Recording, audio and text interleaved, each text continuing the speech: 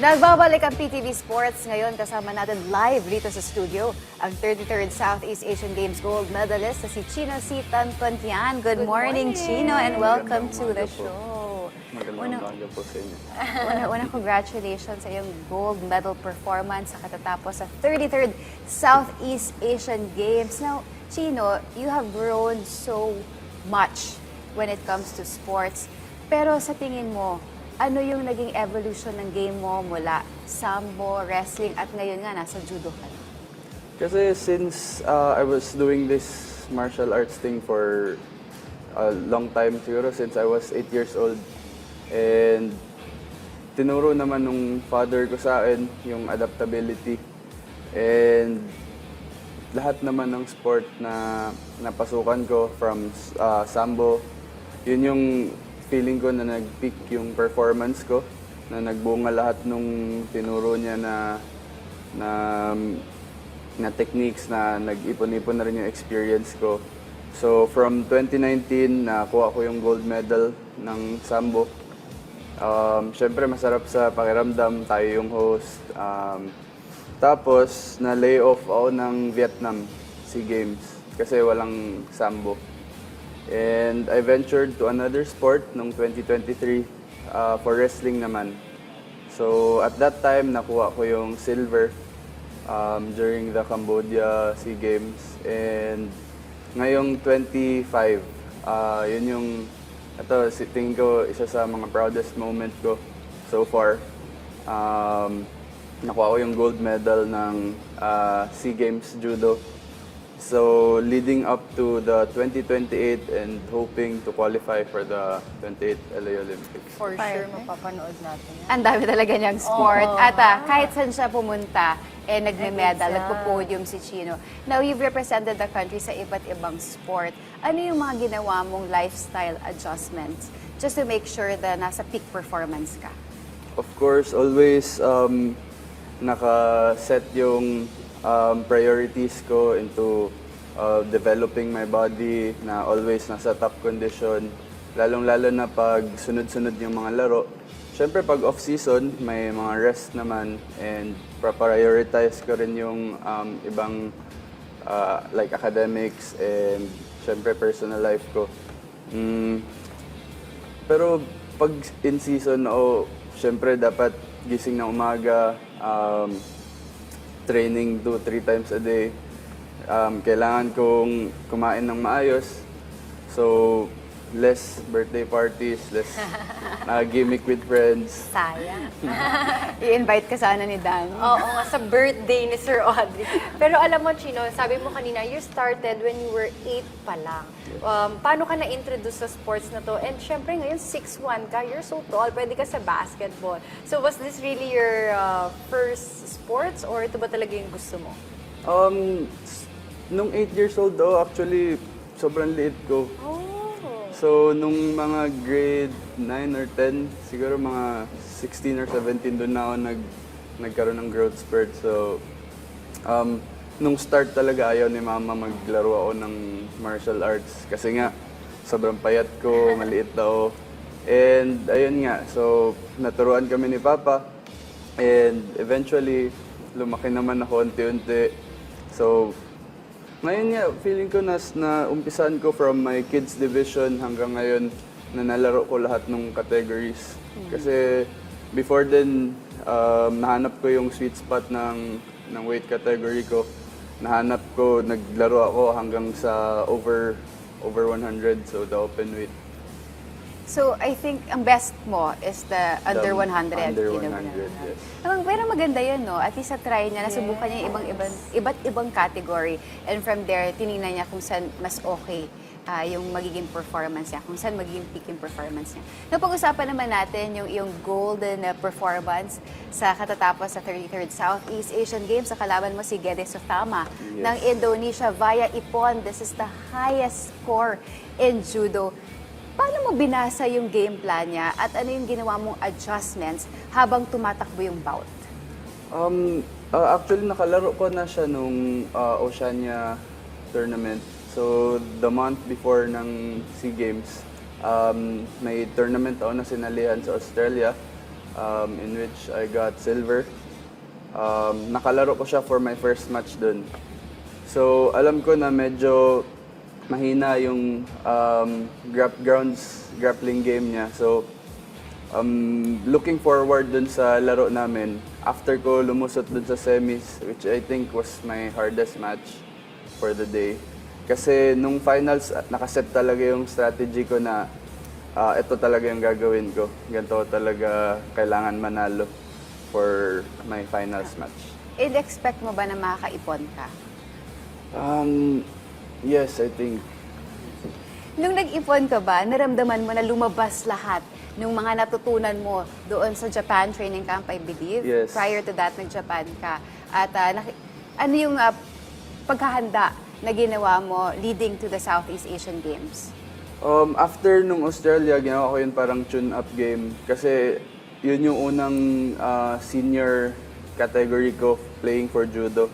So ayoko naman pumasok ng SEA Games na magiging first competition ko yun. So I opted to attend the Australian tournament.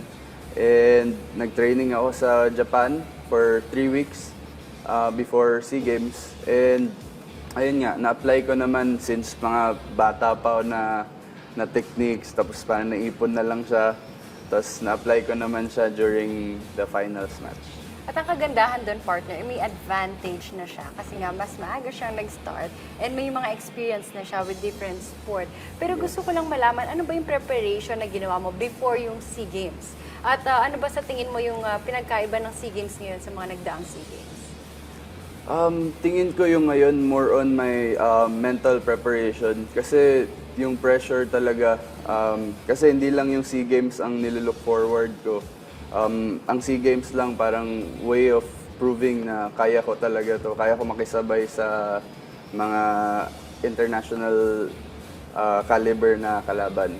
So, ayun, leading up to SEA Games, kino-condition ko yung mind ko na kailangan gold lang. Di ako uwi ng ibang Silver, medal. bronze.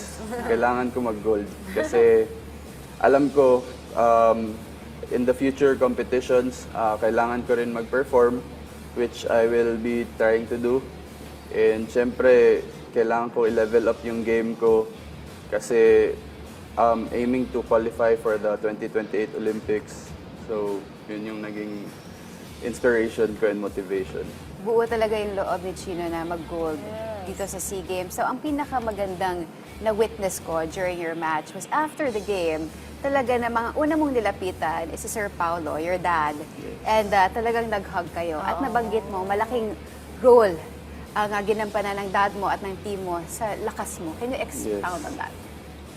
Kasi sila yung nahanap ko na parang kailangan ko pagkapitan.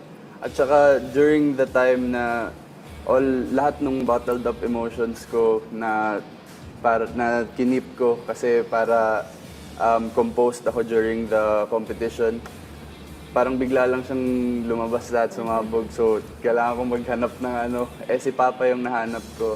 So, syempre, tsaka gusto ko talagang mag-thank you sa kanya sa patuloy na pagsuporta niya. Since bata hanggang ngayon, siya yung nakakagabay sa akin throughout my journey, sa pag-guide sa akin. Kaya, at saka yung team ko, syempre, si ate ko, mga teammates ko sa Sambo. Kasi during my preparation, kinailangan ko ng mga sparring partners, ng mga pwede kong maging dummy. So, sila yung andyan para sa akin. Pero alam mo, na-witness namin lahat yan. Naalala ko na, partner, nung napanood niya natin yung video niya na Nag-hug yun, sila. nahinag niya agad yung dad niya. At Tapos saka, with a big smile. In fairness, talagang close sila ever since. Yes. Very supportive si Sir Paulo who's watching right now. Supportive. So after the SEA Games, sabi mo, iba talaga ang SEA Games at malaking bagay ito sa pag-boost ng iyong confidence. Now, ngayong 2026, paano mo hinahanda yung sarili mo para sa mga Olympic qualification process? So, ayun nga, malaking tulong yung SEA Games kasi isa siya sa malaking tournament sa region natin. So, gusto ko rin na magkaroon ako ng stand na I could be the best in our region. So pag sinabak ako sa international stage, sa ibang competitions, may confidence ako na kaya kong sabihin ako yung nag-gold ng Southeast Asia. So moving forward, the qualification period ng Olympics will start around June. So from June until the 28th na yun, the 2028 Olympics. And syempre, Chino, we're curious kung paano ba kayo nagsusuportahan nila Sir Paolo and Miss Sydney? So, ginagawa namin parang anytime, habang kumakain, habang magkausap lang kami.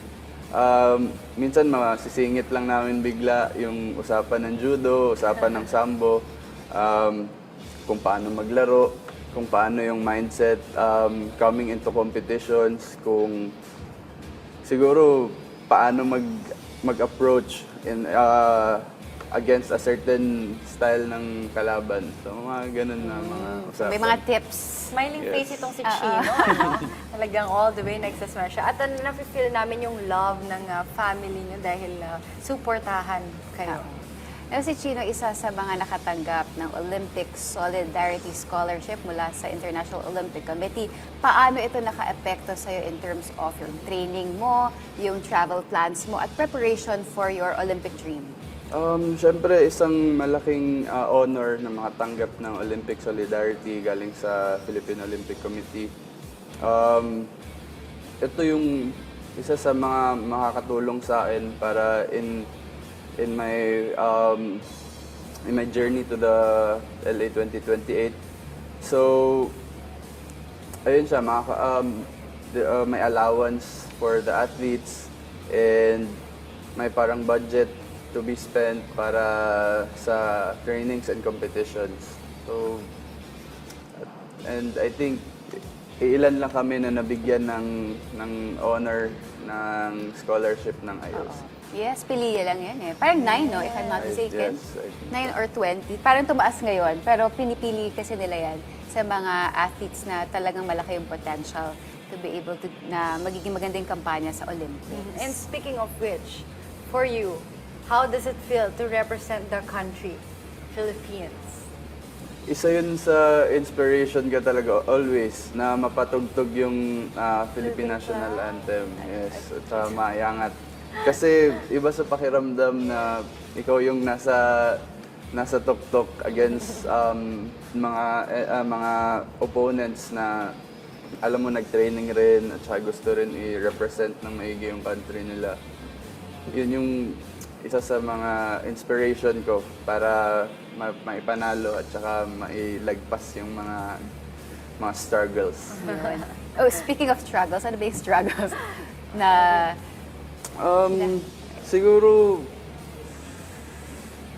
hindi naman siya struggle kasi parang mga ano lang Minimal struggle. minimal, super minimal lang siya. Masaya kasi ako every time naglalaro ako. So, ina-approach ko yung training, yung competition as something na masaya sa akin. Kasi gusto ko yung ginagawa ko, so feeling ko hindi ako napapagod.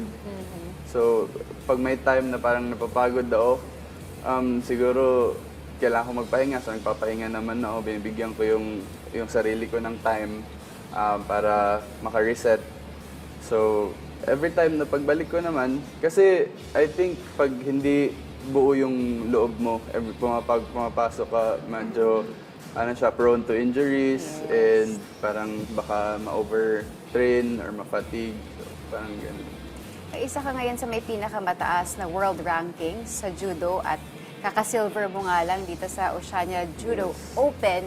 Gaano ka-importante yung international exposure mo for Olympic points to qualify? At ano pa yung mga sasalihan mo nga tournaments for 2026 to qualify?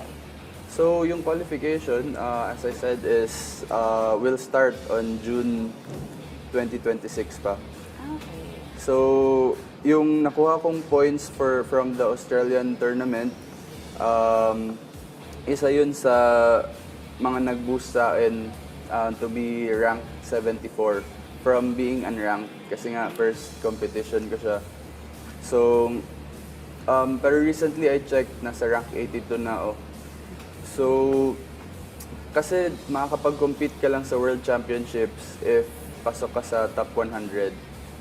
So, syempre, kailangan ko pa rin mag-work for it and ma-maintain or mas ma-improve pa yung ranking ko para makalaro ng World Championships, which I think will be on October.